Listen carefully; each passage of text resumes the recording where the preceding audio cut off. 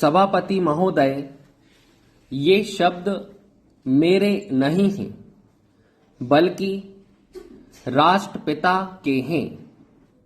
जो लोग आज सरकार में बैठे हुए हैं, क्या वे अपने दिल में सोचेंगे कि यह देशद्रोह शब्द बालकों को अंग्रेजी पढ़ाने के लिए राष्ट्रपिता का कहा हुआ है।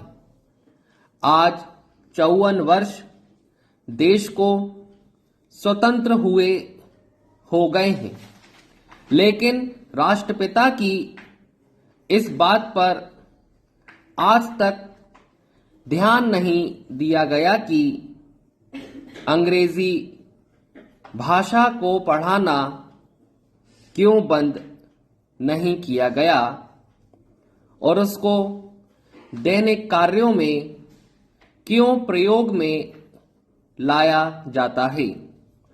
मैं इस बात को कई बार इस सदन में कह चुका हूं और मैंने इस विधान परिषद की नियमावली में 1 वर्ष पहले एक संशोधन भी रखा था, लेकिन मेरा दुर्भाग्य है कि वह संशोधन वर्ष भर से इस सदन में प्रस्तुत नहीं हो सका।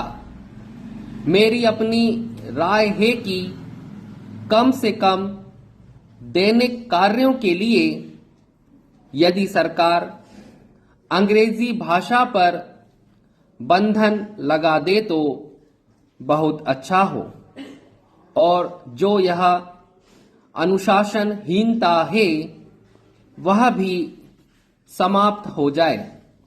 सभापति महोदय, जैसा कि मेरे मित्र ने कहा, लड़कों के माता पिता अंग्रेजी का प्रयोग करते हैं और उनके शिक्षक भी उसका प्रयोग करते हैं।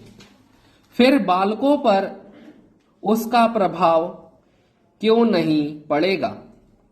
मैं उनसे सहमत हूं कि बालकों में नकल करने की आदत होती है। जैसा वे अपने बड़ों को करते देखते हैं, वैसा ही वे करते हैं। अगर हम कोई बुरा काम करेंगे तो उसका प्रभाव बालकों पर अवश्य पड़ेगा। आप देखेंगे कि जिस मनोवृत्ति के माता पिता और शिक्षक होते हैं, उसी प्रकार के बालक भी होते हैं। हम दूसरों को तो परामर्श दे देते हैं, लेकिन स्वयं उस पर अनुपालन नहीं करते। इसके साथ ही साथ हमको शिक्षा प्रणाली की ओर भी ध्यान देना है।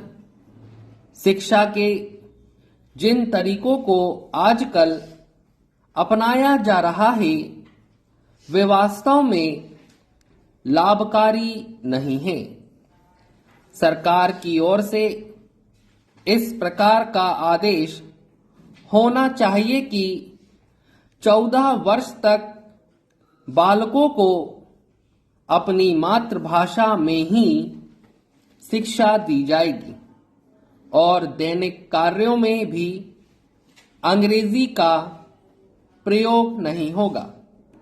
इस प्रस्ताव में अनेक महत्वपूर्ण बातों की ओर ध्यान दिलाया गया है।